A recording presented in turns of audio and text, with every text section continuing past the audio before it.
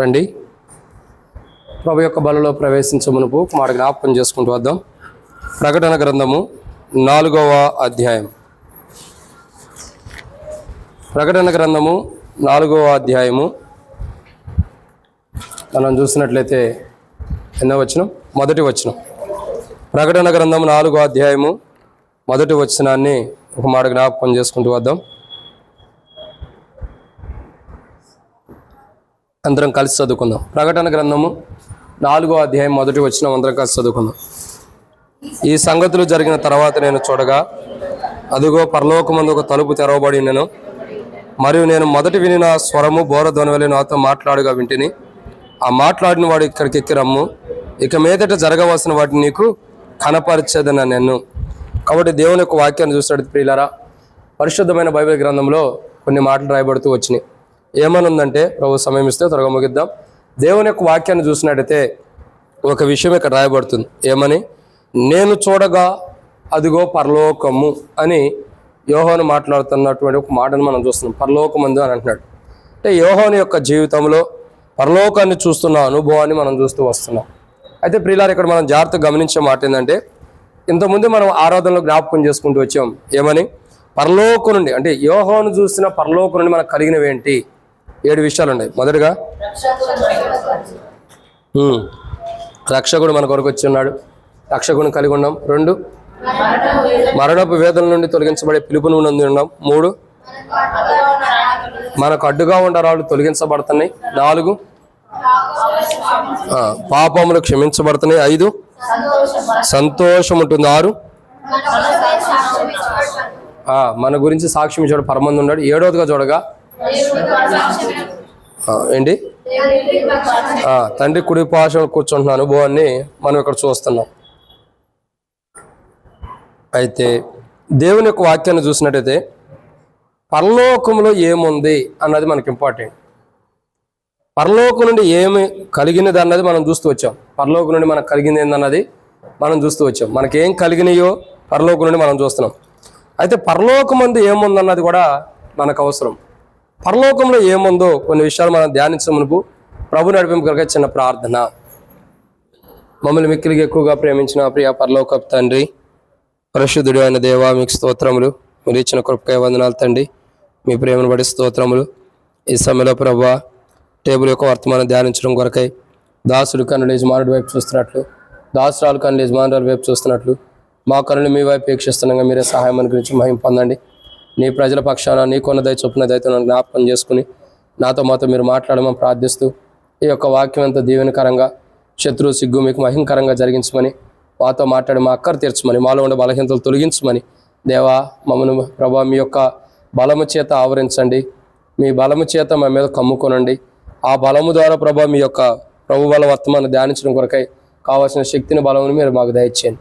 దేవా, మా జీవితాల్లో వాక్యం ఉంటున్న మా జీవితాల్లో అశ్రద్ధ కలిగిన వారిమై దేవా, మేము బలలో పాల్గొనుకోకుండా దేవుని యందు భయభక్తులు కలిగి వాక్య వెలుగులో సరి చేసుకుని బలలో పాల్గొంటానని సాయం చేయండి. మీ యొక్క ఆత్మాభిషేకం నడిపింపును మాకు కోరుకుంటూ ఈరోజు ఈ కూడికి ఎంతో, ఈ యొక్క వర్తమానం ఎంతో దీవెనకరంగా ఆశీర్వాదకరంగా చేయమని మాతో మీరు మాట్లాడండి. నాకున్న బలహీనతలను కూడా మీరు అణిచివేయమని ప్రార్థిస్తూ, మీ పునరుద్ధారణ శక్తితో వాడుకోమని ప్రార్థిస్తూ, 80 భాగాలు శత్రుగారు లయపరచమని, మాతో మాట్లాడి అక్కడ తీర్చమని, ఈరోజు వాక్యం ఎంతో దీవెనకరంగా చేయమని ప్రార్థిస్తూ, దేవా, మేము బలలో పాల్గొనేది మీకు మహిమార్థమే ఉండేలాగా శత్రువు సిగ్గుకరంగా జరిగించి మహిమ పొందమని మరొకసారి తెరబడిన ఆకాశం అనుగ్రహించండి. వాక్యం ధ్యానించడం కొరకై ఆకాశం ఇప్పి పడదాలంతా విస్తారమైన నీ పరిశుద్ధాత్మ అభిషేకించమని మాతో మీరు మాట్లాడమని ప్రార్థిస్తూ, తెరవబడిన ఆకాశం మాకు అనుగ్రహించమని ప్రార్థిస్తూ, ముందున్న సమయం ఎంతో మాకు దేవునికరంగా ఆశీర్వాదకరంగా చేయమని ప్రార్థిస్తూ, మీ నడిపింపును కోరుకుంటూ, మీ ఉద్దేశాన్ని కోరుకుంటూ, మీ చిత్తం మా పట్ల నెరవేర్చమని, మాతో మాట్లాడి మీ ఆలోచనను బయలుపరచమని ప్రభువైన యేసు క్రీస్తు నామం పేరటి విశ్వాసంతో స్తుతించి ప్రార్థించి అడిగి పెట్టుకుంటున్నాం తండ్రి. కాబట్టి దేవుని యొక్క వాక్యం చూసినట్లయితే మరొక మారు ప్రకటన గ్రంథం 4వ అధ్యాయం మొదటి వచనాన్ని చదవండి. ప్రకటన గ్రంథము 4వ అధ్యాయము మొదటి వచనం. ఈ సంగతులు జరిగిన తరువాత నేను చూడగా, అదిగో పరలోకమందు ఒక తలుపు తెరవబడి ఉండెను. మరియు నేను మొదట వినిన స్వరము ఊరకని వలె నాతో మాట్లాడగా వింటిని. చాలా కాబట్టి ఇక్కడ దేవుని యొక్క వాక్యాన్ని చూసినట్లయితే బైబిల్లో ఒక మాట రాయబడుతూ వచ్చింది. ఏంటి మాట అంటే, నేను చూడగా అదిగో పరలోకము అని ఎవరు మాట్లాడుతున్నారు? యోహాను మాట్లాడుతున్నారు. అంటే యోహాను చూడగా పరలోకాన్ని చూస్తున్న అనుభవాన్ని మనం చూస్తూ వస్తున్నాం. అయితే ఈరోజు మనం చూసేటటువంటి ఈ మాట ఏంది, పరలోకంలో ఏముంది అన్నది. చాలా విషయాలు మనకు ఉన్నాయి, చాలా వర్తమానాలు కూడా ఉన్నాయి. కానీ ఈరోజు చూసే మొదటి మాట, మొదటి పార్ట్ 1 అనుకోవచ్చు. మొదటిగా చూసినట్టయితే పరలోకంలో ఏముంది అని అంటే, సహజంగా పరలోకంలో ఏముందంటే మనకేం పొందుతామో అనుకున్నది ఇంపార్టెంట్. పరలోకంలో ఏముంది అన్ని చూసిన తర్వాత అయ్యో నాకేం లేదు అనుకోకూడదు. అందుకే మొదట పరలోకంలో ఏముంది, అది మనకేం సంబంధించింది అన్నది కొన్ని విషయాలు చూసిన తర్వాత వచ్చే వారం నుండి కొన్ని విషయాలు మనం ధ్యానిస్తాం. సో పరలోకంలో ఏముందంటే, మొదటిగా రండి దేవుని యొక్క వాక్యాన్ని చూసినట్టయితే బైబిల్లో మత్తయి సువార్త 22వ అధ్యాయం 30వ వచనం. మత్తయి సువార్త 22వ అధ్యాయం 30వ వచనం.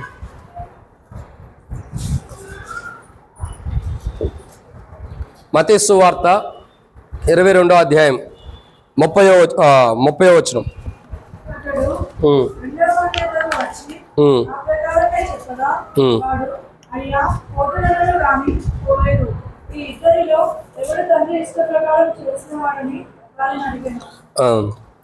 కాబట్టి దేవుని యొక్క వాక్యం చూసినట్టయితే మత్తయి సువార్త 22వ అధ్యాయం 30వ వచనం. పునరుద్ధానమందు ఎవరును పెండ్లి చేసుకొనరు, పెండ్లికి ఇయ్యబడరు, వారు పరలోకమందు దూతల వలె నుందురు.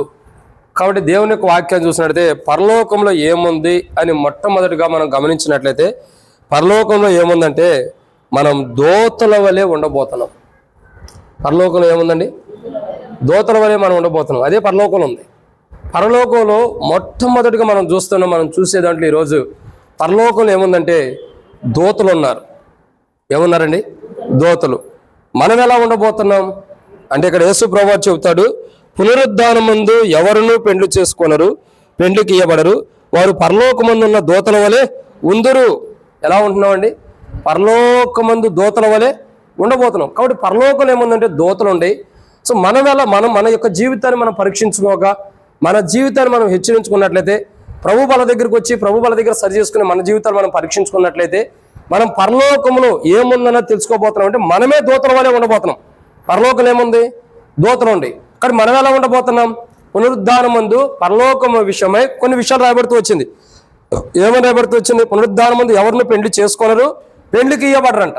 అంటే పునరుద్ధానపు జీవితమందు వారి యొక్క జీవితాలు ఎలా ఉండే అంటే పెండ్లి చేసుకోనరు, పెండ్లికి ఇయ్యబడరు, పరలోకమందు దూతల వలె ఉంటారంట. కాబట్టి పరలోకమందు దూతల వలె రాయబడి పుటంలో రాయబడింది. కింద మనం చూసినట్టు 2వ ప్రాచీన పత్రికలో, అనేక ప్రాచీన పత్రికల్లో దేవుని దూతల వలె అని రాయబడి ఉంది. ఇక్కడ మనం ఎలా ఉండబోతున్నామంటే, ఒకరోజు పరలోకంలో ఏముందంటే దేవుని దూతలు ఉండే, మనం పరలోకంలో దేవుని దూతల వలె ఉండబోతున్నాం. ఎలా ఉండబోతున్నాం? దేవుని దూతల వలె. సో మన యొక్క జీవితం చూడగా మన ప్రభు వల్ల పాల్గొనే ప్రతి క్రైస్తవుడు కూడా తనను తాను పరీక్షించుకుని, తనను తాను సరి చేసుకుని, తనను తాను విమర్శించుకున్నటువంటి క్రైస్తవుడు ఒకరోజు పునరుద్ధానపు జీవితం కలిగి ఉన్నప్పుడు, కానీ పునరుద్ధానపు అనుభవంలోకి వచ్చిన తర్వాత పరలోకమందు ఆ వ్యక్తి ఎలా ఉండబోతున్నాడు అంటే దూతల వలె ఉండబోతున్నాడు. ఎలా ఉండబోతున్నాడు? దూతలను ఎప్పుడైనా చూసారా? చూడలేదా? దూతలను ఎప్పుడు చూడలేదా? సరే అక్క, దూతలను చూడకపోతే సరే, మేము చేసేది ఏం లేదు. కాబట్టి దేవుని యొక్క వాక్యాన్ని చూడగా దూత ఎలా ఉంటుందని అన్న తెలుసా? అది కూడా తెలీదా? అయితే మీరు బైబిల్ చదవట్లా. బైబిల్ చదివితే దూత ఎలా ఉంటుందన్నది తెలిసింది. పోని కెరూబులు దగ్గర ఉన్నటువంటి దూతలైనా చెప్పగలుగుతారు ఎలా ఉంటారు? లేదా పరలోకంలో దూతలు ఉండే అయ్యో ఎలా ఉంటారు ఒక్క కోణం అయినా చెప్పగలుగుతారా? రెక్కలతో ముఖాన్ని కప్పుకుంటున్నాయి, తర్వాత కళ్ళు ముఖం మొత్తం ఒక దాంట్లో ఉందక్క. కానీ ఇట్లా కప్పుకున్న అనుభవాన్ని చూస్తున్నాం దూతలు. దూతలకు ఏముండే 4 కావచ్చు 6 అనుకోండి రెక్కలు ఉండే అనుభవం చూస్తున్నాం. అయితే ఆ రెక్కలు దేని కొరకు వాడబడుతున్నాయి? దేవుని మహిమ కొరకై వాడబడుతున్నాయి. అదే ఇక్కడ మనం జాగ్రత్తగా గమనించినట్టయితే పరలోకంలో ఏముందంటే దూతలు ఉండే. ఒకరోజు ఆ దూతల వలె మనం ఉండబోతున్నాం. పరలోకంలో ఏ దూతలు అయితే ఉండేయో పరలోకంలో దూతలుండి ఏం చేస్తున్నాయి? రండి యెషయా గ్రంథము 8వ అధ్యాయం, యెషయా గ్రంథము 6వ అధ్యాయం 8వ వచనం చెప్పగలుగుతారా? 3వ వచనం. యెషయా గ్రంథం 6వ అధ్యాయం 3వ వచనం.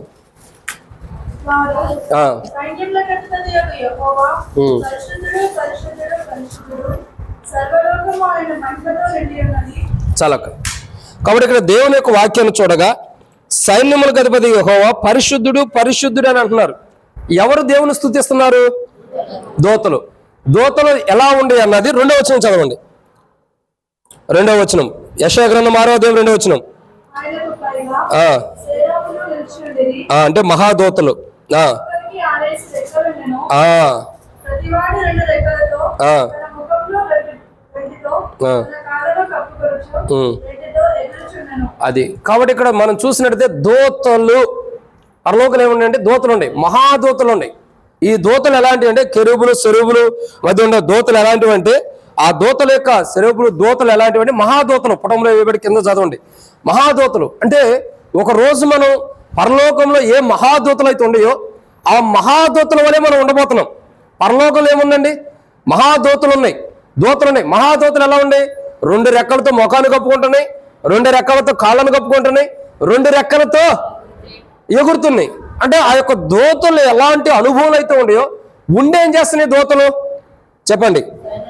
6 రెక్కలు కలిగిన దూతలు 2 రెక్కలతో ముఖాన్ని కప్పుకున్నాయి, 2 రెక్కలతో కాళ్ళం కప్పుకున్నాయి, 2 రెక్కలతో ఎగురుతున్న దూతలు ఏం చేస్తున్నాయి అని అంటే పరిశుద్ధుడు సైన్యములకు అధిపతి యెహోవా పరిశుద్ధుడు పరిశుద్ధుడు పరిశుద్ధుడు సర్వలోకమైన మహిమతో నిండి ఉన్నదని ప్రతిగానములు చేర్చుండి. కాబట్టి ఇక్కడ మొదటి మాటను చూసినట్లయితే ప్రియులారా, దేవుని యొక్క వాక్యాన్ని చూడగా పరలోకంలో ఏముందంటే మహాదూతలు ఉన్నాయి. ఈ మహాదూతలు ఏం చేస్తున్నారంటే ప్రభువుని పరిశుద్ధుడు పరిశుద్ధుడు అని మానక రేయంబాగులు ఆరాధిస్తున్నారు. కానీ మన జీవితంలో కూడా మనం కూడా గమనించాల్సిన మొదటి కోణం ఏంటంటే పరలోకంలో కూడా మనం ఉండబోతున్నాం.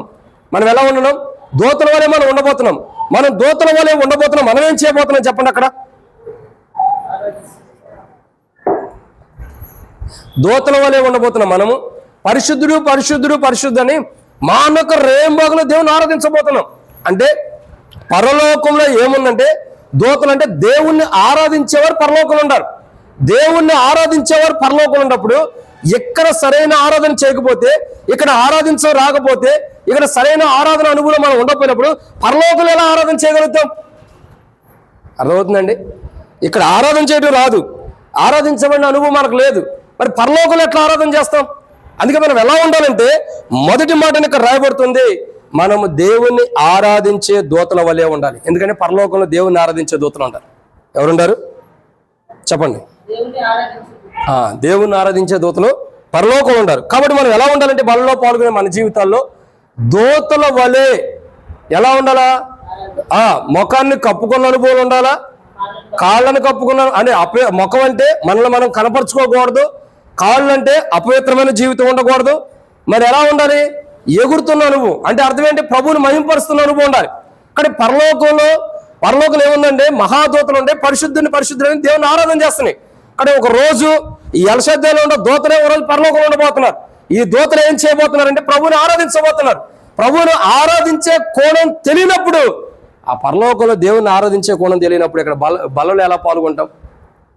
పరలోకానికి సంబంధించిన ప్రభు యొక్క బలలో పాల్గొనాలంటే పరలోకపు ప్రభు అయినటువంటి ప్రభు యొక్క శరీరంలో పాల్గొనాలంటే మొదట పరలోకంలో ఎలా ఆరాధిస్తామని తెలియాలి. దేవదూతలు పరిశుద్ధుడు పరిశుద్ధుడు పరిశుద్ధుని మానక రేయంబాగులు ఎందుకు ఆరాధన చేస్తున్నారు? ఎందుకు చేస్తున్నారంటే ఆ పరలోకంలో దేవుణ్ణి ఆరాధించడం ఉంటుంది. ఏముంటుందండి? ఆరాధించడం. కాబట్టి ఆరాధన మన జీవితాల్లోకి వచ్చి ఉండాలి. ఏముండాలా? ఆరాధన వచ్చి ఉండాలి. అంటే మనం దేవుణ్ణి ఆరాధించడం నేర్చుకోవాలి. సరైన ఆరాధన, వాక్యపు వెలుగుల ఆరాధన, విన్న వాక్య ప్రకారం ఆరాధన చేయలేనప్పుడు పరలోక రాజ్యంలో ఆరాధిస్తున్న దూతల వల్ల మనం ఉండలేం. ఎందుకంటే ఇక్కడ ఈ విన్న వాక్యాన్ని సరైన విధంగా ఆరాధించడం నేర్చుకోలేనప్పుడు పరలోక రాజ్యంలో ఎలా ఆరాధించగలుగుతాం? కానీ మొట్టమొదటి చూసినట్టే పరలోక రాజ్యంలో ఏముందండి? దేవుని దూతలు అంటే దేవుని ఆరాధించే దూతలు ఉంటారు. మనం ఎలాంటి వారిమి? మత్తయి సువార్త 22:30 చెప్పబడింది కదా, మనం ఎలాంటి వారిమి? దూతల వలె ఉంటున్నాం. అంటే దూతలు ఎక్కడ ఉంటున్నారు? పరలోక రాజ్యంలో ఉంటున్నాడు. పరలోక రాజ్యంలో దూతలు ఉన్నప్పుడు మనం పరలోక రాజ్యానికి వెళ్తున్నప్పుడు మనం ఎలా ఉండాలి? పరలోక రాజ్యంలో దూతలు ఉన్నాయి కాబట్టి మనం కూడా దూతల వలె ఉంటున్నప్పుడు పరలోక రాజ్యంలో దేవుని ఆరాధించడం నేర్చుకోవాలి. ఇక్కడ దేవుని ఆరాధించడం నేర్చుకోలేనప్పుడు పరలోక రాజ్యంలో ఏం చేయలేవు. అందరూ ఆరాధన చేస్తుంటే నిస్సహాయ స్థితిలో ఇట్లా వేసుకొని చూస్తున్నాం, ముఖం వేసుకుని. అందుకంటారు కదా, తెల్ల ముఖం వేసుకొని చూస్తున్నాం అంటారు. ఇటు చూస్తున్న తప్ప ఏం చేయలేం. కానీ దేవుని రాజ్యంలో పరలోక రాజ్యంలో దేవుణ్ణి ఆరాధించడం అన్నది మనం నేర్చుకోవాలి. ఇది అన్నమాట మొదటిది. పరలోకంలో ఏముందండి? దూతలు ఉన్నారు, ఆరాధన చేస్తున్నారు, దేవుని స్తుతిస్తున్నారు. ఆ అనుభవం మనకు ఉంది. పరలోకం ఏముందంటే ఒక మాటలో చెప్పాలంటే ఆరాధన ఉంది. ఏముంది పరలోక రాజ్యంలో? ఆరాధన. దూతలు అక్కడ ఉండి ప్రభుని ఎలా ఆరాధన చేస్తున్నాయో పరలోక రాజ్యం ఏముందండి? ఆరాధన ఉంది. అందుకే భక్త్ సింగ్ గారు మొదట ఆరాధన పెట్టిన తర్వాత ప్రభు బల్ల పెట్టింది. మొదట ఆరాధనకే మొదటి ప్రాధాన్యత, తర్వాతే ప్రభు బల్ల. కానీ మొట్టమొదటి మనం చూసినట్లయితే ప్రియులారా, పరలోకంలో ఏముందంటే ఆరాధన ఉన్నది. ఏముంది? ఆరాధన. ఈ రెండోదిగా పరలోక రాజ్యం ఏముంది? రండి దేవుని యొక్క వాక్యం చూసినట్లయితే లూకాసు వార్త 19వ అధ్యాయం. లూకాసు వార్త 19వ అధ్యాయం 38వ వచనం. లూకాసు వార్త 19వ అధ్యాయం 38వ వచనం.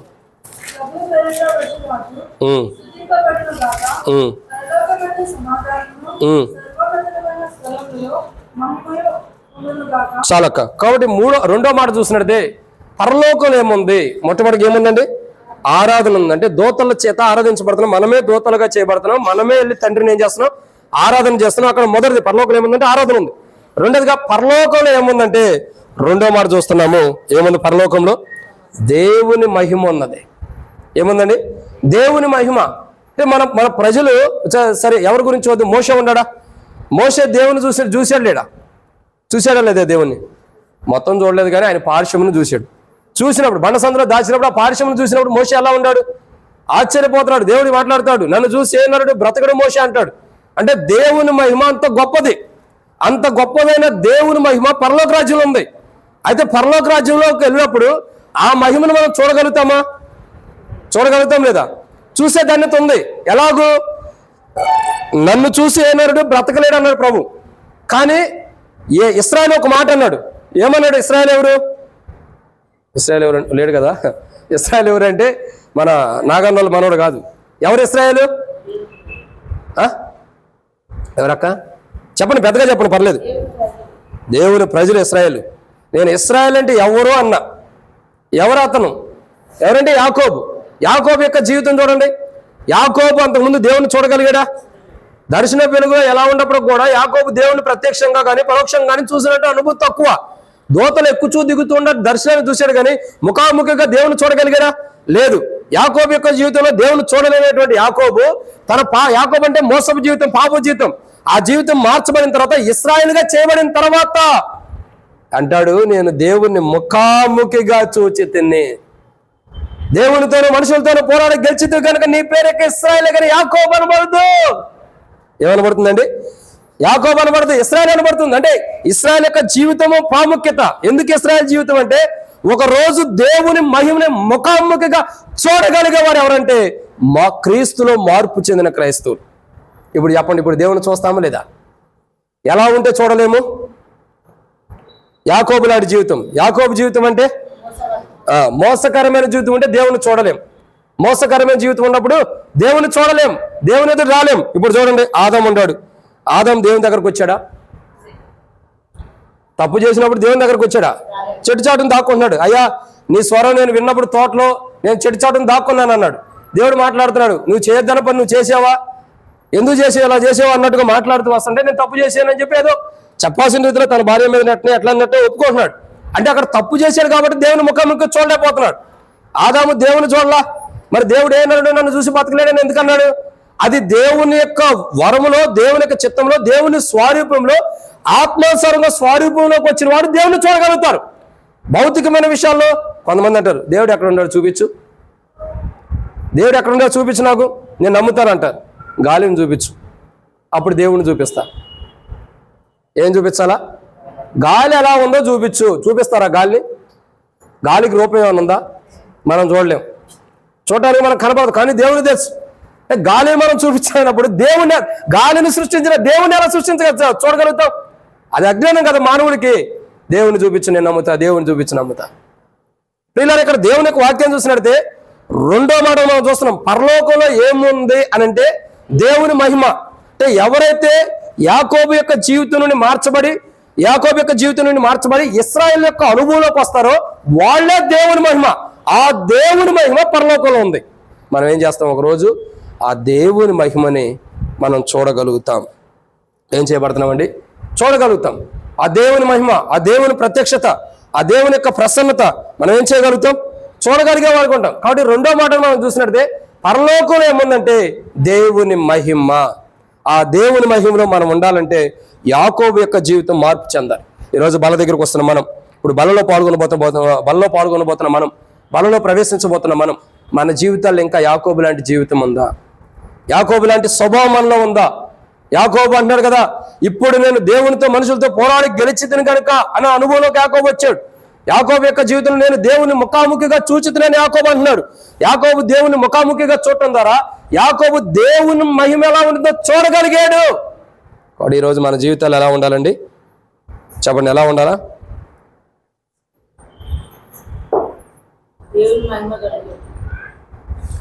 దేవుని యొక్క మహిమార్థమైన క్రైస్తవ జీవితం మనలో ఉండాలి. యాకోబు లాంటి జీవితం మనలో ఉండకూడదు. ఎప్పుడైతే యాకోబు లాంటి జీవితం మనలో ఉంటుందో, యాకోబు జీవితం ఏంటి చెప్పండి? ఒక మోసమైందేనా? అన్న ఆకలితో ఉంటే ఏం చేశాడు? ఆకలితో ఉండేవాడికి అన్నం పెట్టాలి, కానీ ఏం చేశాడు? అన్నకి చిక్కుడుకాయ కూర పెట్టి వారసత్వాన్ని తీసేసుకున్నాడు. ఏం చేశాడు? ఇదిగో నేను నీకు ఎత్తాను, నువ్వు నాకు అది ఇచ్చే అన్నాడు. జ్యేష్ఠత్వాన్ని తీసేసుకున్నాడు, వారసత్వంగా జ్యేష్ఠత్వాన్ని. ఇంకా ఆశీర్వాదం లాగేసుకున్నాడు దొంగతనంగా. ఇంకేం చేశాడు? తండ్రిని మోసం చేశాడు. ఇంకేం చేశాడు?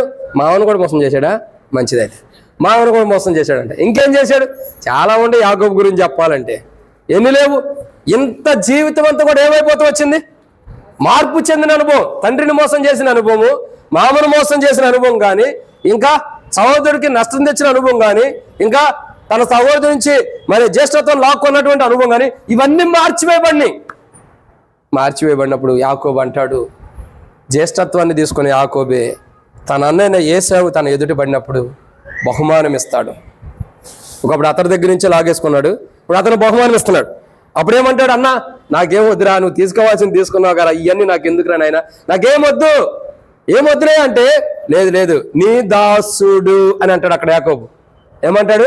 నీ దాసుడు. ఒకప్పుడు నువ్వేమేం కావాలనే కోరుకున్నా, మోసగాడుకున్నప్పుడు నీ జ్యేష్ఠత్వం నాకి అంటే పనికి మన వాటి మీద మనసు పెట్టాడు. ఇప్పుడు ఎప్పుడైతే దేవుడు మాట్లాడాడో అప్పుడు ఏం చేస్తున్నాడు చెప్పండి? నీ దాసుడినైనా నేను. అన్నకు తమ్ముడు దాసుడు ఏంటి? అన్నదమ్ముళ్ళు ఎలాంటి వాళ్ళు? అన్నదమ్ముళ్ళు ఎలాంటి వాళ్ళు అంటే అన్నదమ్ముళ్ళే, అంతే కదా. అన్నదమ్ముళ్ళు ఎలాంటి వాళ్ళు అంటే అన్నదమ్ముళ్ళే. ఇంకేమవుతారు? రక్త సంబంధికులు. ఒకరికొకరికి ఏముంటుంది? ఒకరి మధ్యలో ఒకరికి ప్రేమ, వీటన్నిటికంటే కూడా ఒకరికొకరికి సరి సమానమైనటువంటి ఆ హక్కులు ఉంటాయి. ఏముంటాయి? హక్కులు. ఇప్పుడు ఈ హక్కులంతా లాగేసుకున్నాడు. ఇసాకు ద్వారా వచ్చే హక్కు మొత్తాన్ని యాకోబు లాగేసుకున్నాడు ఏశావు దగ్గర నుంచి. ఇప్పుడు ఏశావు ఎట్లుంటాడు? అన్నకేమో చచ్చిపోతున్నాడు బాబు, నాకు అన్నం పెట్టరంటే, అన్నం లేదు, నువ్వు జ్యేష్ఠత్వం ఇచ్చిన తర్వాత నీకు అన్నం పెడతాను, నా సాగు కంటే నాకు జ్యేష్ఠత్వం ముఖ్యం అని చెప్పి జ్యేష్ఠత్వం ఇచ్చి అన్నం తీసుకున్నాడు. సరే, ఏశావుని అట్లా చేశాడు. తండ్రి దగ్గరకు వచ్చేసరికి నేనే ఏశావుని అని చెప్పి మోసం చేసి ఆశీర్వాదం పొందేసేసాడు. అక్కడి నుంచి ఏం చేశాడు? మామ దగ్గరికి వెళ్ళాడు. ఆడకెళ్ళి ఏం చేశాడు? ఆడగోలు మోసమే చేశాడంట. మరి ఇన్ని మోసాలు చేసినాడు దేవుడు భయంకరంగా ఎలా ఉన్నాడు? మరి అదే దేవుని కార్యం. దేవుడు ప్రత్యక్షమైనప్పుడు దేవుని యొక్క చిత్తములో యాకోబు ఏం చేయబడ్డాడు? పెనుగులాడాడు. ఒక నరుడు తనతో పెనుగులాడుతున్న అనుభవం, గొప్ప అనుభవం, పెనుగులాడాడు. ప్రభు నిన్ను ఆశీర్వదిస్తే తప్ప కంటే పట్టుదల కలిగి ఉన్నాడు. నా జీవితం ఎట్లాంటిదైనా, నా జీవితం ఎంత భయంకరమైందనా, నా తండ్రిని, నా అన్నని, నా మామని, నా బంధువుని, స్నేహితుని ఎంతమంది నేను మోసం చేసి ఉండొచ్చు, ఎలాంటి వాడిని నేను ఇప్పుడు నా జీవితం మారాలి అని ఒక తీర్మానం మీదకి వచ్చాడు యాకోబు. అప్పుడు ఏం చేయబడిందో చెప్పండి? పెనుగులాడాడు, నువ్వు నా జీవితం మారిస్తే తప్పుగా నేను నిన్ను విడిచిపెట్టనని గట్టిగా పట్టుకున్నాడు. స్వరం వినబడింది, లే అని చెప్పని తొడగూటి మీద కొట్టంగానే గూడు జారిపోయింది. నరం దిగపడడం ఏదో జరిగింది. ఏమైంది? ఇప్పుడు కుంటున్నాడు. నువ్వు కుంటినా పర్లా, జీవితం మార్చబడింది. అదే ప్రభు అంటాడు, నీవు నీ కుడికన్ను అభ్యంతరపరిచినలా దాన్ని తీసేసుకుని పరలోకానికి ప్రవేశించు. ఎందుకంటే నీ కుడిచే నేను అభ్యంతరపరిచినలా దాన్ని నరికి వేసుకుని పరలోకానికి వెళ్ళు. నీ కుడికాన్ని నేను అభ్యంతరపరిచినలా దాన్ని నరికి వేసుకుని పరలోకానికి వెళ్ళు. ఎందుకు ప్రభు చెప్పాడంటే అభ్యంతరము. యాకోబు యొక్క జీవితం అభ్యంతరంగా ఉంది. అభ్యంతరంగా ఉన్న జీవితాన్ని తీసివేసుకోవడానికి ఏం చేశాడు యాకోబు? దేవుని దగ్గరకు వచ్చాడు. ఏది అభ్యంతరంగా ఉందో దాన్ని తీసేసాడు దేవుడు. ఇప్పుడు యాకోబు ఏం చేస్తున్నాడు? కుంటుకుంటా వెళ్ళాల్సిన దేశానికి వెళ్తున్నాడు. ఎంత కుంటుకున్నా దేవుని ఆశీర్వాదాన్ని పొందాడా పొందలేదా? అదే కావాల్సింది.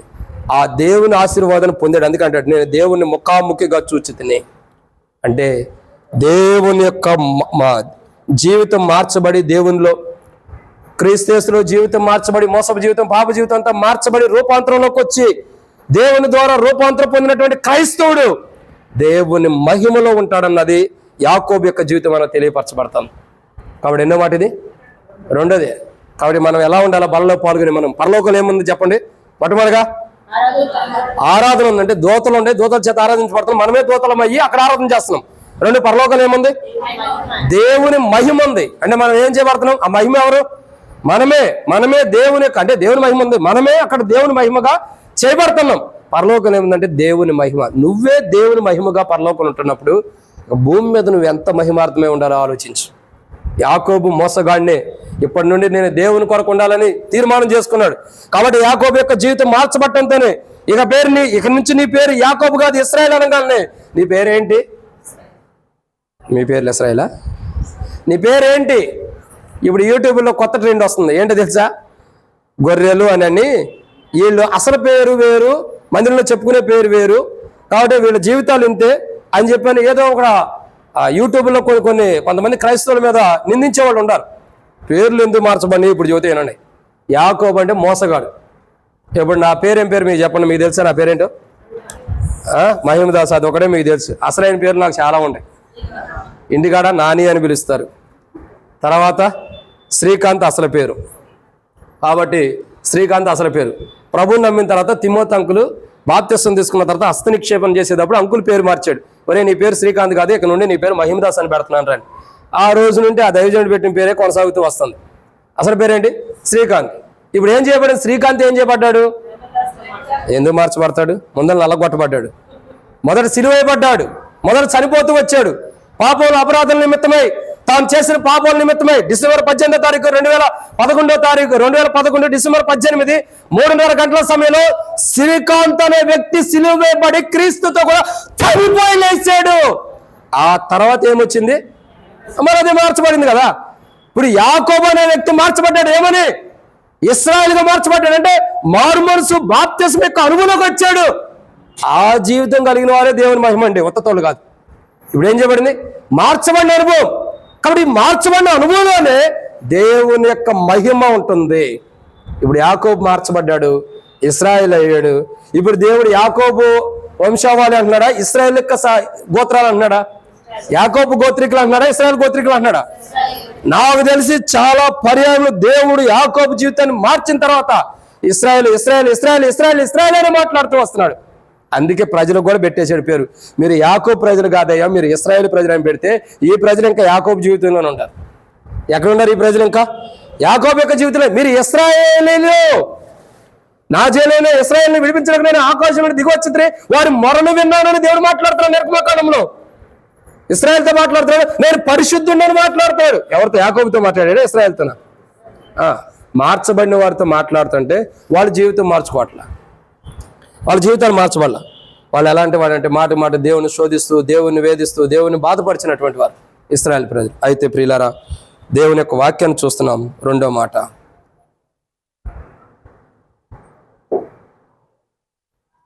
ఏందండి?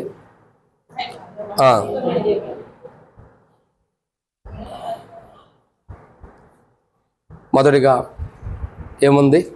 పరలోకం ఏముంది? ఆరాధన. రెండోదిగా దేవుని మహిమ పరలోకం ఉంది. ఆ మహిమే మనం అవ్వబోతున్నాం. ఆ మహిమలాగా ఉండబోతుంది. అంటే జీవితం మార్చబడి మనం పరలోకం ఉండబోతున్నప్పుడు మనం ఎంత జాగ్రత్తగా మన జీవితాన్ని కాపాడుకోవాలో ప్రశ్నించుకోవాలి. ఇది అన్నమాట. మూడో విషయం చూద్దారండి. ఇంకా 5 ఉన్నాయి. మూడో విషయం రండి. దేవుని యొక్క వాక్యాన్ని చూసినట్లయితే బైబిల్లో 2 కొరింథీయులకు రాసిన పత్రిక 5వ అధ్యాయం 11వ వచనం. అసలు సిద్ధపడిన వర్తమానం వేరండి ఈరోజు టేబుల్కి. ఇప్పుడు ఆరాధన చేసేటప్పుడు ఈ వర్తమానం సిద్ధపడిన వర్తమానం వేరు, అది వచ్చే వారం చూస్తాం. ఇప్పటికిప్పుడు ఆరాధన చేసేటప్పుడు సిద్ధపడిన వర్తమానం ఇది. కాబట్టి రెండో మాటను మనం చూద్దాం. క్షమించండి, మూడో మాట. మొదటిగా పరలోకంలో ఏముంది? ఆరాధించే దూతలు ఉన్నారు, ఆరాధన చేస్తారు. 2, పరలోకంలో ఏముంది? దేవుని యొక్క మహిమ ఉందంటే మోసకరమైన జీవితం నుండి మార్చబడి రూపాంతరం నొందిన వారు దేవుని యొక్క మహిమలో ఉంటున్నారు. దేవుని మహిమ అక్కడ ఉంది. 3 పరలోకంలో ఏముందంటే రండి దేవుని యొక్క వాక్యాన్ని చూసినట్లయితే అపోస్తలుడైన పౌలు కొరింథీయులకు రాసిన 2వ పత్రిక 5వ అధ్యాయం 1వ వచనం. అపోస్తలుడైన పౌలు కొరింథీయులకు రాసిన 2వ పత్రిక 5వ అధ్యాయం 1వ వచనం.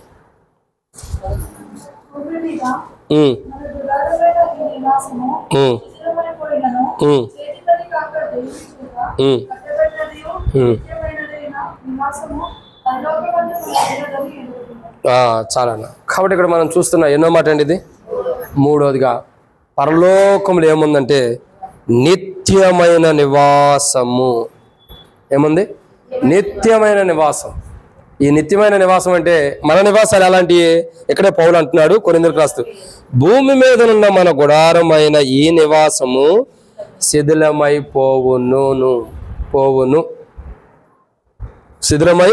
పోవునను చేతి పని కాని దేవుని చేత కట్టబడిన నిత్యమైన నివాసము ఎక్కడుంది? పరలోకంలో ఏముందండి మనకి? నిత్యమైన ఏముంది? నివాసం. మొదటిగా పరలోకంలో ఏముంది? దోతలు ఉండి దోతల చేత ఆరాధన ఉంది. 2 పరలోకంలో ఏముంది? మోసకరమైన జీవితం నుంచి మార్చబడి దేవుని మహిమ ఉంది. మనం కూడా దేవుని మహిమ ఉండబోతున్నాడు. 3 పరలోకంలో ఏముందంటే నిత్యమైన నివాసము. ఏ నివాసం అండి? నిత్యమైన నివాసం. ఇప్పుడు మన నివాసాలు ఎలాంటి? ఇప్పుడు మనం మందిరం కట్టుకున్నా, ఇల్లు కట్టుకున్నా, ఎన్ని స్టేర్లు బిల్డింగ్ చేసినా అది ఎలాంటిదో చెప్పండి? శిథిలమైపోయేదంట. అంటే శిథిలమైపోవటం అంటే అర్థం ఏంటి? పడిపోయేదా? పడిపోయేది కాదు అక్క. శిథిలమైపోవటం అంటే చదువుకున్నారు కదా స్కూల్లో, మంచిదైతే పోవటం నుండి చదువుకుంటే ఓకే. శిథిలమైపోవటం అంటే అర్థం ఏంటి? చెదల చేత తినేయటం కానీ, పాడైపోవటం కానీ, పనికి రాకుండా పోవటం శిథిలమైపోవటం అంటే. ఇప్పుడు ఇక్కడ పనికిరానిది, పాడైపోయేది, ఇంకా తుప్పుబట్టేది ఇవంతా ఇక్కడే. కానీ దేవుడు మనకిచ్చే నివాస స్థలం అంటే పరలోకంలో ఏముందంటే నివాస స్థలం, నిత్యమైన నివాస స్థలం. ఎప్పటికీ మనము నిత్యత్వంలో కూడా మనకంటూ ఒక ఇల్లుని దేవుడు ఏర్పరిచాడు. మనమే దేవుని ఆలయమైనప్పుడు దేవుడు పరలోకంలో ఏం చేశాడు? మనకంటూ ఒక నివాసాన్ని ఏర్పరిచాడు పరలోకంలో. ఆ నివాసం ఎప్పటి వరకు ఉంటుంది? మనం కట్టుకునే నివాసం ఎన్ని రోజులు ఉంటుంది చెప్పండి? ఎన్ని సంవత్సరాలు? ఒక 50, ఒక 60. పాత దినాల్లో ఇల్లు చూసినట్టయితే సున్నంతో కట్టేవాళ్ళు. ఆ రోజుల్లో ఇల్లు అయితే 100 సంవత్సరాలు కూడా ఉంటాయి. 100 ఇంకెక్కువ కూడా ఉండొచ్చు, బహుశా 120, 130 సంవత్సరాలు ఉండే ఇల్లుని కూడా ఏదో యూట్యూబ్లోనే ఎక్కడ చూస్తూ వచ్చాం. అంటే ఒక ఇల్లు అన్నది కొంతకాలానికి మనం పడేయాల్సిందే. కానీ పరలోకంలో ఉండే నివాస స్థలం, మనం నివసించే స్థలము ఎలాంటిదండి? నిత్యత్వం కలిగింది, నిత్యమైనది. ఇక అది శిథిలమైపోయేది కాదు, అది పాడుపడిపోయేది కాదు, అది చెడిపోయేది కాదు, అది పాడైపోయిన అనుమతి ఉండేది కాదు. అది నిత్యత్వంలో నిత్యము ఉండేది అటువంటిది. అందుకే అబ్రహాము గురించి ఎక్కడ రాయబడుతూ వచ్చింది? పునాదులు గల పట్టణం కొరకు ఎదురు చూస్తున్నాడని ఎక్కడ రాయబడుతూ వచ్చింది చెప్పండి? అపోస్తలుడైన పౌలు హెబ్రీయులకు రాసిన పత్రిక 11వ అధ్యాయం. మీరు అందరూ నా మొహం చూస్తారని నాకు తెలుసు. అపోస్తలుడైన పౌలు హెబ్రీయులకు రాసిన పత్రిక 11వ అధ్యాయంలో దేవుడు పౌలు హెబ్రీయులకు రాస్తూ అంటాడు కదా, ఏమంటాడు తెలుసా? ఏమని అంటున్నాడు? పునాదులు గల పట్టణము కొరకై అబ్రహాము ఎదురు చూశాను. ఒక పాట కూడదు, పునాదులు గల పట్టణం అని చెప్పిన పాట ఉండేది. అబ్రహాముకు చాలిన దేవుడు నీవేనయ్యా, అబ్రహాము దేవా అన్న పాటలో పునాదులు గల పట్టణం కొరకు అబ్రహాం ఎదురు చూస్తున్న అనుభవం ఉంది. అది మన పాట కాదట్టుకుంటుంది. అంటే హెబ్రోన్ సాంగ్స్లో అబ్రహాము దేవుడు, ఇస్సాకు దేవుడు, ఇశ్రాయేల్ దేవుడు కాదా? యాకోబు దేవుడు, నాకు చాలిన దేవుడు. ఆ పాటలో ఉండేది అబ్రహాము పునాదులు గల పట్టణం కొరకు ఎదురు చూస్తున్నాడంట. ఇంకా చెప్పాలంటే యేసన్న గారు రాసిన పాటల్లో కూడా కొన్ని అద్భుతాలు ఉంటాయి. అంటే దైవజనులు అందరిని కూడా మనం జ్ఞాపకం చేసుకోవచ్చు, తప్పేం కాదు. అంటే మన హెబ్రోన్లో ఉంటూ వేరే వాళ్ళు అట్లా జ్ఞాపకం చేసుకున్నాం అని అనుకోకూడదు. మన వాళ్ళ గురించి కూడా వాళ్ళు కూడా జ్ఞాపకం చేసుకుంటారు. వారి జీవితాలు ఇంపార్టెంట్, వారి అనుభవాలు ఇంపార్టెంట్. ఇక్కడ అబ్రహాము ఏం చేస్తున్నాడండి? పునాదులు గల పట్టణం కొరకు. ఎన్నో వచ్చినాయి? 10 చదవండి.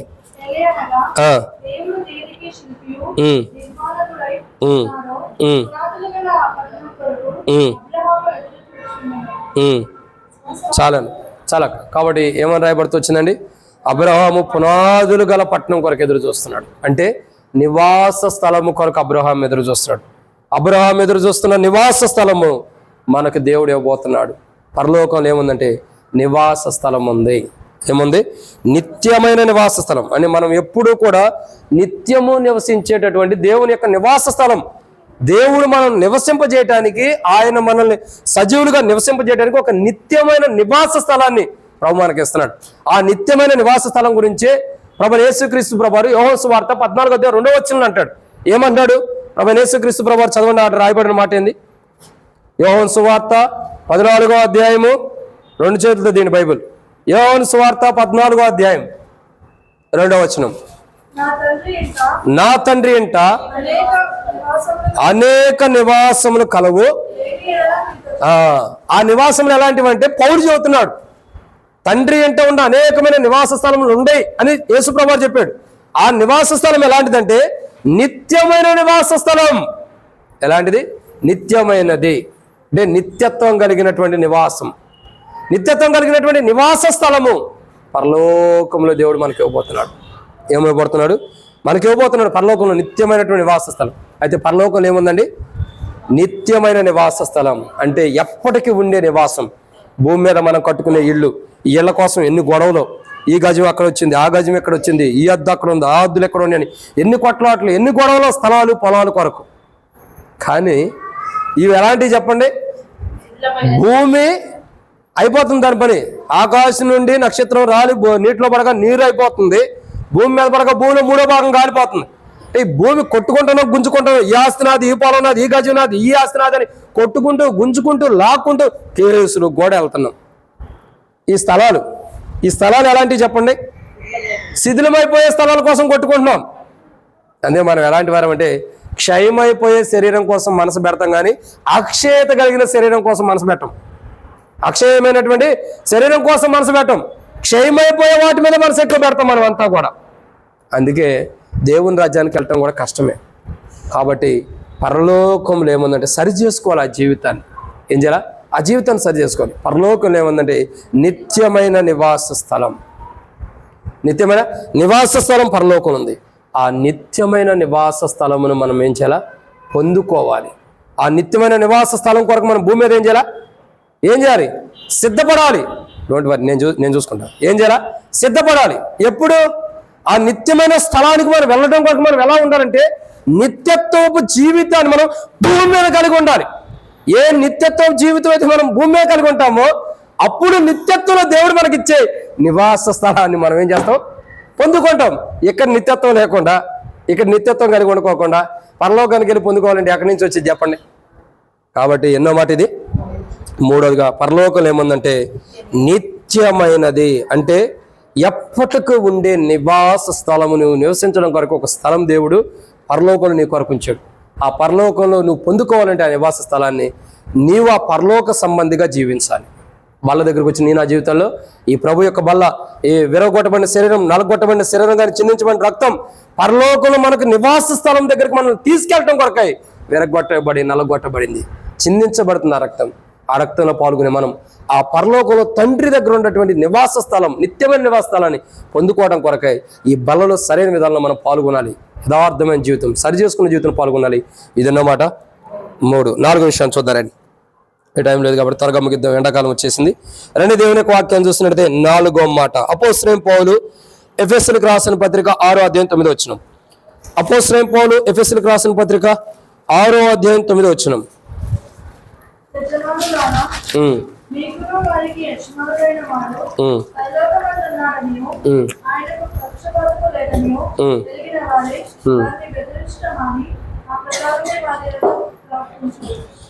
మా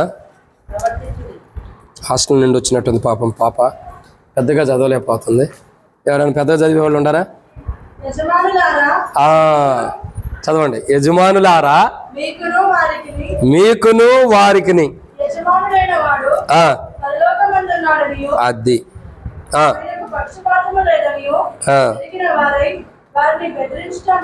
చాలమ్మా. చూసారా, మనం ఇంట్లో ఉన్న వాయిస్ వేరు, మందిరంలో ఉన్న వాయిస్ వేరు. ఇంట్లో ఉన్న వాయిస్తో చదివితేనే అందరికి వినపడింది, మందిరంలో ఉన్న వాయిస్తో చదివితే ఎవరికి వినపడదు. కానీ ఇక్కడ ఎన్నో మాట అండి ఇది. నాలుగో మాట ఏంటి? నాలుగో మాట కాదక్క, పరలోకంలో ఏముందంటే పక్షపాతం లేదు. అంటే పక్షపాతమే లేదంటే మిత్రభేదాలు లేవు పరలోక రాజ్యంలో. ఏముంది మరి? 133 కీర్తన మొదటి వచనం. 133ఏనా? చదువక్క, చూసి చదువు. నన్ను చూస్తుంది దేనికి? వచ్చే కంటత వాక్యం అయినా సరే చూసి చదవండి.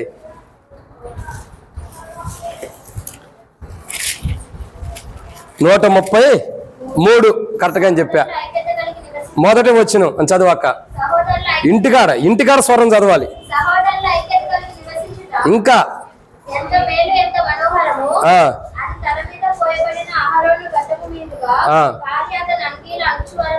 మేరక్క ఇంతేనా ఇంటికాడ స్వరం? సరే అయితే. కాబట్టి దేవుని యొక్క వాక్యాన్ని చూసినట్టే ఏమని రాయబడుతూ వచ్చిందండి? సహోదరుల ఐక్యత. పరలోక రాజ్యంలో ఏముందండి? మిత్రభేదాలు లేవు, కుల భేదాలు లేవు, మత భేదాలు లేవు, ద్వేషాలు లేదు, కక్షాలు లేవు, కోద్రాలు లేదు, కోపాలు లేవు. వీళ్ళు పాపం చేశారు, వీళ్ళు దేవుని రాజ్యానికి ఎట్లా వస్తారన్న పక్షపాతం అక్కడ లేదు. మరి ఏముంది అక్కడ? కీర్తన గ్రంథం 133 అధ్యాయం మొదటి వచనం ఉంది. ఏంటది? ఐక్యత ఉంది పరలోక రాజ్యంలో. మిత్రభేదాలు లేవు, పక్షపాతం లేదు అక్కడ. ఇక్కడ చూడండి, నేను మొన్న ఒక చోటకి వెళ్ళా, ఒక మీటింగ్కి వెళ్ళా, బర్త్డే మీటింగ్ వెళ్తే ఒక సహోదరి చెబుతుంది, అన్న నా కుటుంబంలో చాలా విషాదం జరిగింది అంది. అమ్మ చెప్పు అన్న, కొంత తెలిసిన తర్వాత చెప్పాను అంటే, అన్న ఊర్లో పెద్దలు ఉండారన్న, పెద్దలు ఏం చేశారంటే, కుల పెద్దలు మత పెద్దలు అంటారు కదా, సంఘ పెద్దలు కాదండి, సంఘానికి వచ్చే పెద్దలు కాదు, కుల పెద్దలు మత పెద్దలు అంటారు కదా, వాళ్ళు ఏం చేశారంటే న్యాయం తీర్చమని పిలిస్తే ఎదుటి వ్యక్తి దగ్గర డబ్బులు తీసుకుని మాకు అన్యాయం చేశారన్న. డబ్బులు తీసుకుని ఏం చేశారు? న్యాయాన్ని అన్యాయంగా తిప్పేశారంట. అంటే ఈ లోకంలో పక్షపాతం ఉంది. డబ్బును బట్టి ఏముంది? డబ్బును బట్టి పక్షపాతం వచ్చింది. పక్షపాతం ఎలా వచ్చింది? నీ దగ్గర డబ్బులు తీసుకుని పక్కనోడికి న్యాయం చేసినా వాడి మీద అన్యాయం వేస్తాం. ఎందుకని? రే నువ్వే తప్పు చేసావురా, నువ్వు మాట్లాడదు, పెద్దగా నేను చెబుతున్నా కాబట్టి నువ్వు మాట్లాడదు, కూర్చో, నువ్వు మాట్లాడవాక నువ్వే తప్పు చేసావు. వాడేమో చెయ్యని తప్పుకు నేనెందుకు చేశానని బిక్క మోసం వేసుకుని మన యొక్క చూస్తాడు. మనం ఏమంటాం? ఆల్రెడీ డబ్బు తీసుకున్నాంగా, ఎవరిచ్చాడో వాడి పక్షాన్ని మనం మాట్లాడాలి కదా. అందుకేం చేస్తాం? నువ్వే తప్పు చేసుకుంటావు. ఈ లోకంలో ధనం తీసుకోవడం ద్వారా పక్షపాతం వచ్చేస్తుంది, డబ్బు తీసుకోవడం ద్వారా పక్షపాతం వస్తుంది, లంచం తీసుకోవడం ద్వారా పక్షపాతం వస్తుంది. కానీ దేవుని రాజ్యంలో పక్షపాతమే లేదు. ఇంకా దేవుని రాజ్యంలో పక్షపాతమే లేదు. వీడు ఆ కులం, వాడు ఆ కులం, వీళ్ళే కులం అన్న పక్షపాతం లేదు. వీళ్ళు ఉండవాళ్ళు, వీళ్ళు లేని వాళ్ళ పక్షపాతం లేదు. వీళ్ళు దరిద్రులు, వీళ్ళు ధనవంతుల పక్షపాతం లేదు. బైబిల్లో చెప్పబడే ప్రకారం పరలోక రాజ్యంలో ఐక్యత ఉంది, పక్షపాతం లేదు. ఏం లేదండి? పక్షపాతం లేదు పరలోక రాజ్యంలో. చదవండి ఆ మాట మరలా ఇంకోసారి చదవండి. ఎన్నో అధ్యాయము? అపోస్తలుడైన పౌలు ఎఫెసీయులకు రాసిన పత్రిక 6వ అధ్యాయం 9వ వచనం. అపోస్తలుడైన పౌలు ఎఫెసీయులకు రాసిన పత్రిక 6వ అధ్యాయం 9వ వచనం.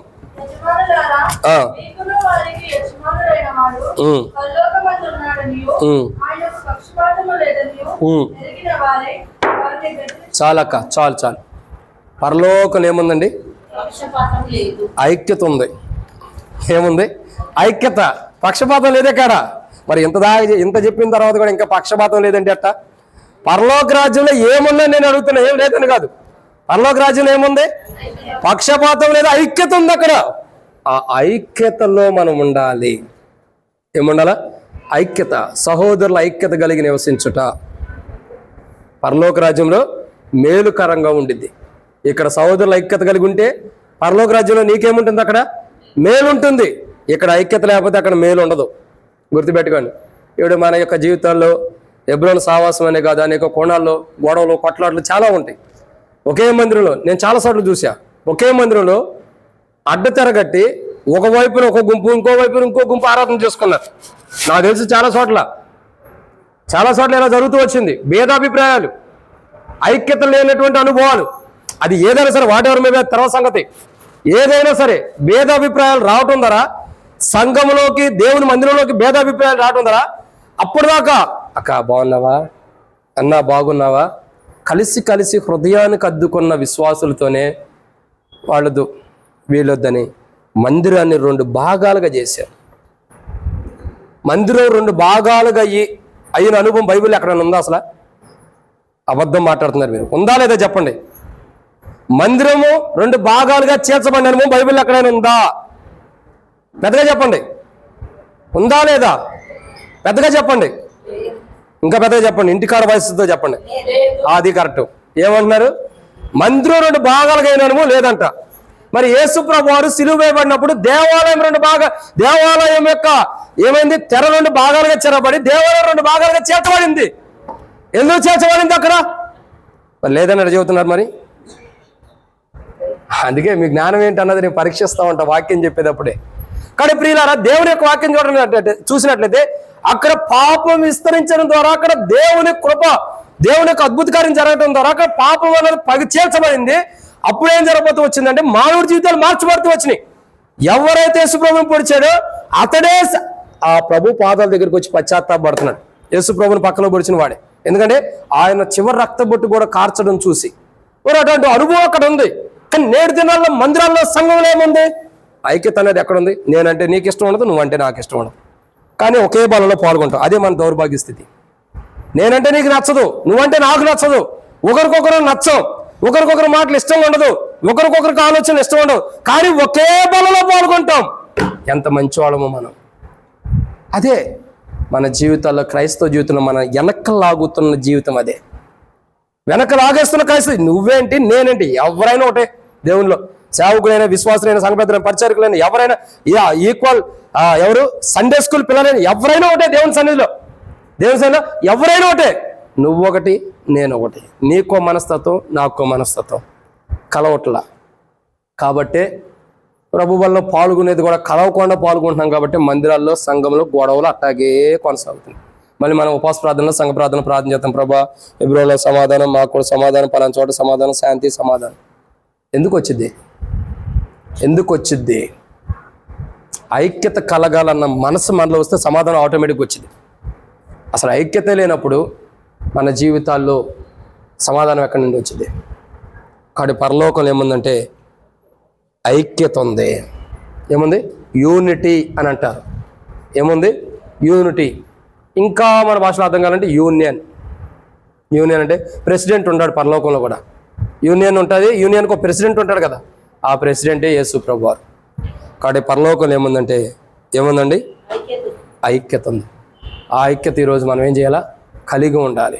ఆ ఐక్యత లేనప్పుడు మనం ఎవరమైనా సరే, నేను సేవకునైనా, విశ్వాసులైనా, పెద్దలైనా, బాధ్యత కలిగిన సండే స్కూల్ పిల్లలైనా, సిస్టర్స్ అయినా, బ్రదర్స్ అయినా, యవనస్తులైనా ఎవరైనా ఐక్యత రాకుండా బల్లో పాల్గొంటే ఆ బల్ల దేని సాదృశ్యము? ఎవడు అయోగ్యముగా ప్రభు యొక్క బలలో పాల్గొనునో అన్నదానికి సాదృశ్యం. కాబట్టి ప్రియులారా, మనమందరం కూడా మిత్రభేదాలు, కులభేదాలు, మతభేదాలు లేదా మనుషులంటే భేదాలు అన్నీ పోవాలి. పరలోక రాజ్యంలో ఐక్యత ఉంది, భేదాలు లేవు. పక్షపాతం అన్నది భేదం కింద వచ్చింది. ఆ భేదం, ఆ పక్షపాతం పరలోక రాజ్యం లేదు. ఈరోజు నీవైనా నేనైనా బలలో పాల్గొనాలంటే, నాకు ఒక అక్క చెబుతూ వచ్చింది, పేరు చెప్పను.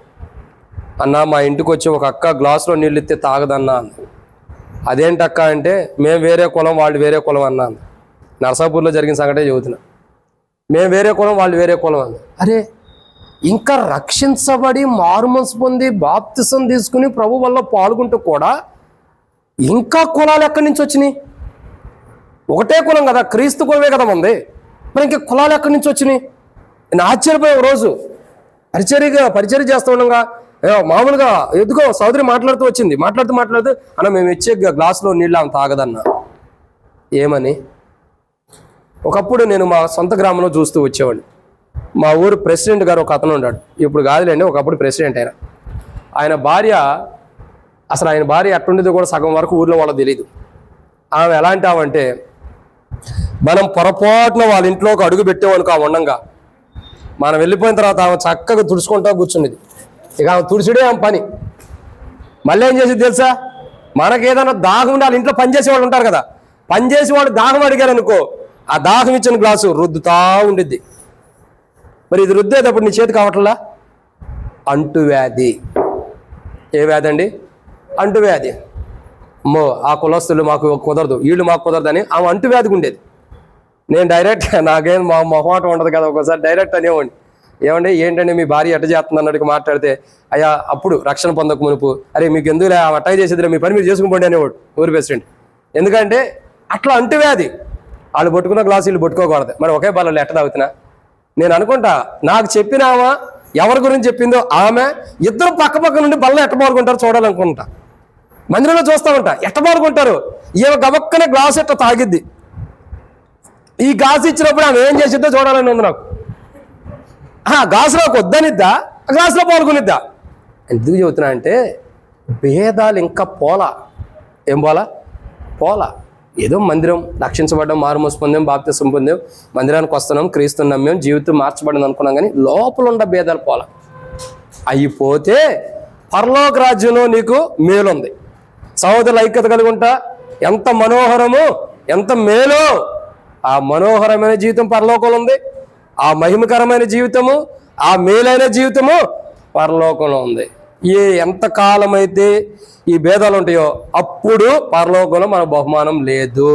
ఆ మేలు పరలోకంలో లేదు, మనోహరమైన జీవితం కూడా ఉండదు. కాబట్టి ఎన్నో మాట ఇది. నాలుగోదిగా మనం చూస్తున్నట్టయితే, నాలుగో మాట ఏంటి? పరలోక రాజ్యంలో ఐక్యత ఉంది, పక్షపాతం లేదు.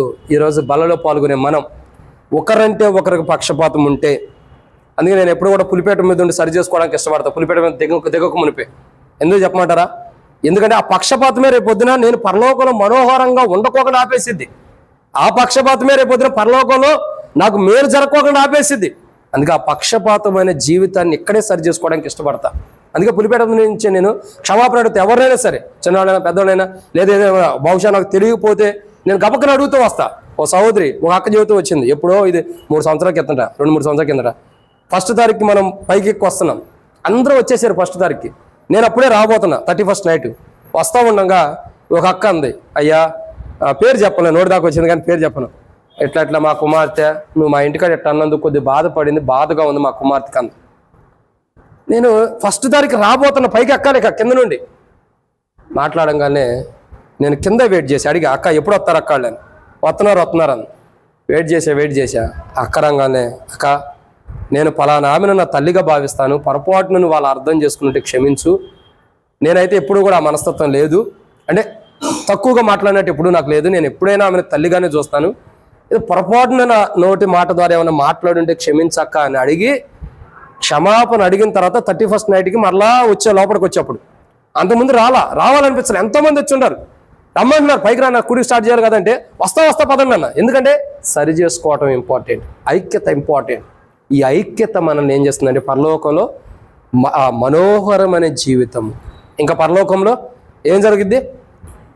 మేలుకరమైన జీవితంలో తీసుకొస్తుంది. ఆ మనోహర మేలుకరమైన నిద్ర మేలుకున్నారక, ఆ మనోహరము ఆ మేలుకరమైన జీవితం లేనప్పుడు పరలోక రాజ్యంలో మనం వెళ్ళలేము. కాబట్టి బల దగ్గర ఏం చేయాలి? మనం ఆ మనోహరమైన జీవితం లేనందుకు పశ్చాత్తాపడి, ఆ మేలుకరమైన అనుభవాన్ని మనలో లేనందుకు పశ్చాత్తాపడి సరి చేసుకోవాలి బల దగ్గర. ఈ ప్రభు యొక్క దేహం, ప్రభు రక్తం ఎందుకు కొరకు అంటే ఆ మేలుకరమైన మనోహరమైన జీవితాన్ని ఇవ్వటం కొరకు విరగొట్టబడి, నలగొట్టబడి, చిందించబడి మన జీవితాన్ని సరి చేసుకోవాలా. ఇదన్నమాట 4. ఇక చూద్దాం రండి, టైం కూడా అయిపోతుంది, ఎండాకాలం కాబట్టి ఎక్కువ టైం అవ్వలేదండి, త్వరగా రండి. 5వ మాట, లూకాసు వార్త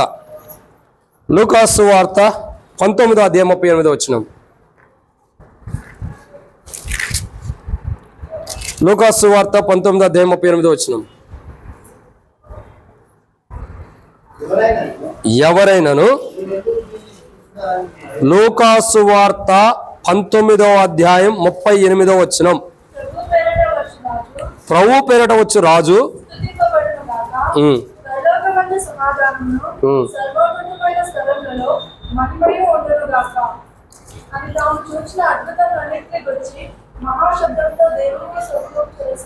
చాలక్క.